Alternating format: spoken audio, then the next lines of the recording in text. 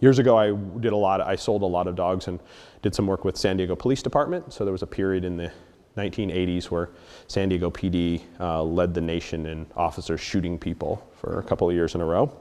And so they seriously funded their canine department. The administration said, okay, we got to stop shooting people. And so they bought a whole bunch of police dogs, and they went from like 7 dogs to 45 dogs.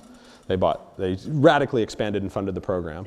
And like many police departments, they had a pretty typical academy. You'd get a grown dog, basically, from a broker. They'd pass all the police dog tests, so it's a strong, motivated, assertive kind of dog. They'd hand it to a handler, and the handler would go to an academy.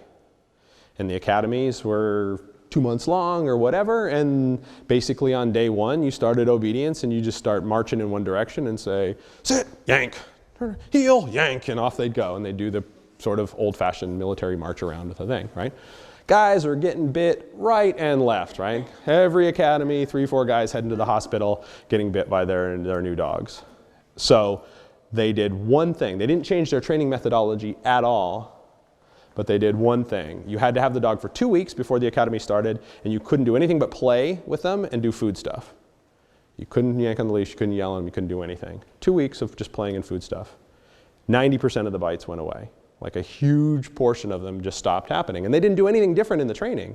They were still yelling and yanking and marching in the whole 9 yards, right? But the dog stopped biting them. And so the relationship's a big, big deal. And so keep that in mind.